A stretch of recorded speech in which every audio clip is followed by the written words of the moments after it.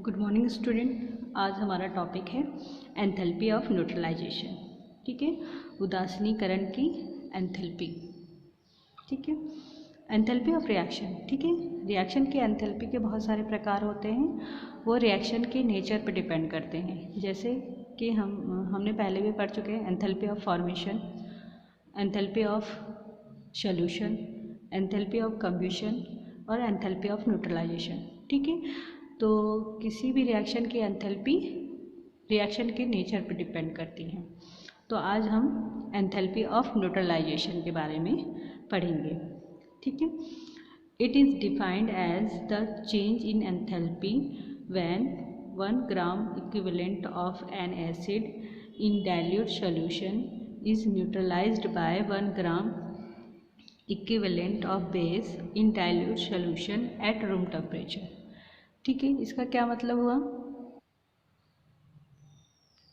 Eight a room temperature यानी room temperature पर अम्ल के 1 ग्राम इक्विवेलेंट को उदासीन करने के लिए क्षार का 1 ग्राम इक्विवेलेंट क्षार द्वारा पूरी तरह से क्या हो जाता है, न्यूट्रलाइज हो जाता है, उदासीन हो जाता है। तो ऐसे रिएक्शन में जितना भी एंथैल्पी में परिवर्तन होता है वो क्या कहलाता है? एंथैल्पी ऑफ न्यूट्रलाइजेशन कहलाता है। ठीक है, यानी 1 ग्राम इक्विवेलेंट एसिड को न्यूट्रलाइज करने के लिए 1 ग्राम इक्विवेलेंट बेस की बेस द्वारा पूरी तरह न्यूट्रलाइज हो जाता है। तो ऐसे रिएक्शन में जितना भी एंथैल्पी में परिवर्तन होता है उसे हम एंथैल्पी ऑफ न्यूट्रलाइजेशन कहते हैं।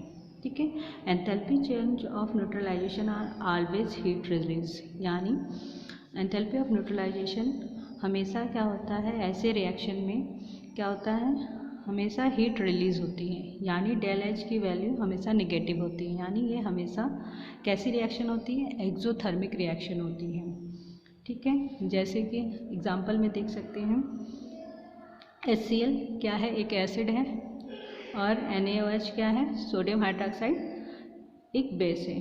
तो दोनों में रिएक्शन कराते हैं तो वाटर मॉलिक्यूल बाहर निकलता है और सॉल्ट का फॉर्मेशन होता है। तो चेंज इन एंथैल्पी कितना है? -13.7 किलो कैलोरी। तो जो एंथैल्पी निकल आई वही क्या है? एंथैल्पी ऑफ न्यूट्रलाइजेशन है। ठीक है, if in a reaction strong acid like hydrogen chloride, nitric acid, sulphuric acid, अगर कोई स्ट्रॉन्ग एसिड है is used and strong base, जैसे कोई स्ट्रॉन्ग बेस लेते हैं KOH, sodium hydroxide, lithium hydroxide. ठीक है, ये सारे कैसे हैं? स्ट्रॉन्ग बेस हैं, और ये सारे कैसे हैं? स्ट्रॉन्ग एसिड हैं। Are used in dilute solution, the value of enthalpy of neutralization remain constant. यानी अगर हम लोग स्ट्रॉन्ग एसिड और स्ट्रॉन्ग बेस लेते हैं तो जो चेंज इन एंथैल्पी की वैल्यू होती है वो कैसी होती है? कांस्टेंट होती है। यानी कितनी रहती है? -13.7 किलो कैलोरी। यानी ये जो वैल्यू होती है वो कांस्टेंट होती है। किसके लिए? Strong acid. जब हम रिएक्शन में क्या लें? स्ट्रॉन्ग एसिड और स्ट्रॉन्ग बेस की रिएक्शन कराते हैं। ठीक है, जैसे कि एग्जांपल में देख सकते हैं हाइड्रोजन क्लोराइड कैसा एसिड है? स्ट्रॉन्ग एसिड है। इसी तरह लिथियम हाइड्रोक्साइड स्ट्रॉन्ग बेस है। दोनों में रिएक्शन कराएंगे तो चेंज इन एंथैल्पी की वैल्यू कितनी आती है? 13.7। इसी तरह नाइट्रिक एसिड, और नाइट्रिक एसिड कैसा एसिड है? स्ट्रॉन्ग एसिड है। इसी तरह पोटेशियम हाइड्रोक्साइड स्ट्रॉन्ग बेस है। दोनों में रिएक्शन कराने से चेंज इन एंथैल्पी कितना आया? 13 यानी जब स्ट्रॉन्ग एसिड और स्ट्रॉन्ग बेस से रिएक्शन कराते हैं तो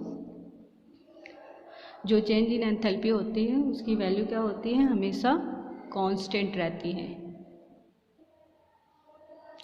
strong acid and strong base are completely ionized at all dilution in dilute solution। ठीक है, यानी स्ट्रॉन्ग एसिड और स्ट्रॉन्ग बेस क्या होते हैं? अगर किसी उसका सोल्यूशन बनाते हैं तो वो क्या होते हैं? वो कम्प्लीटली आयनाइज्ड होते हैं किसी भी कंसंट्रेशन पे, ठीक है। किसी भी कंसंट्रेशन पे जो स्ट्रॉन्ग एसिड और स्ट्रॉन्ग बेस होते हैं वो कम्प्लीटली आयनाइज्ड होते हैं, इसीलिए इसकी चेंज इन एंथैल्पी की वैल्यू भी क्या होती है, कांस्टेंट होती है। तो neutralization process involve only the combination of hydrogen and hydroxyl ion to form unionized water, ठीक है।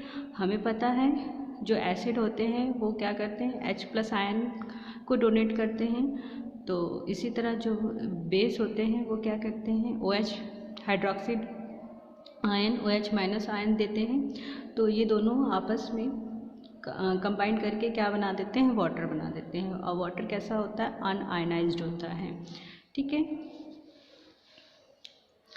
If either one of the acid or base is weak or both are weak, यदि अम्ल और क्षार में से कोई एक क्या हो, वीक होता है या दोनों वीक होते हैं, तो चेंज इन एंथैल्पी की वैल्यू क्या होती है, 13.7 से हमेशा क्या होती है, कम होती है, ठीक है। हम एग्जाम्पल में भी देख सकते हैं, यहाँ पे एसिटिक एसिड लिए हैं, ये कैसा एसिड है, वीक एसिड है। सोडियम हाइड्रोक्साइड कैसा है, स्ट्रॉन्ग बेस है। और रिएक्शन के बाद चेंज इन एंथैल्पी का वैल्यू कितना है, -13.2, जो 13.7 से कम है। इसी तरह नाइट्रिक एसिड कैसा एसिड है, स्ट्रॉन्ग एसिड। अमोनियम हाइड्रोक्साइड कैसा बेस है, वीक बेस है। रिएक्शन कराने पर चेंज इन एंथैल्पी का वैल्यू कितना आता है, -12.3 किलो कैलोरी, ठीक है, जो 13.7 से कम है। एक एक्सेप्शनल केस देखने को मिलता है, जैसे जब हम हाइड्रोजन फ्लोराइड की बात करते हैं, ये कैसा एसिड है, स्ट्रॉन्ग एसिड है। और सोडियम हाइड्रोक्साइड भी कैसा है, स्ट्रॉन्ग बेस है। तो इनकी अगर रिएक्शन कराते हैं, न्यूट्रलाइजेशन रिएक्शन कराते हैं, तो जो चेंज इन एंथैल्पी होता है वो -13.7 से ग्रेटर होता है। तो इसकी एंथैल्पी होती है -16.5 किलो कैलोरी, ठीक है। ये एक एक्सेप्शनल केस है। और सारे में क्या होता है, जब हम स्ट्रॉन्ग एसिड और स्ट्रॉन्ग बेस की रिएक्शन कराते हैं तो हमारा वैल्यू कितना आता है, 13.7, ठीक है। हमारी वैल्यू कितनी रहती है, 13.7 किलो कैलोरी।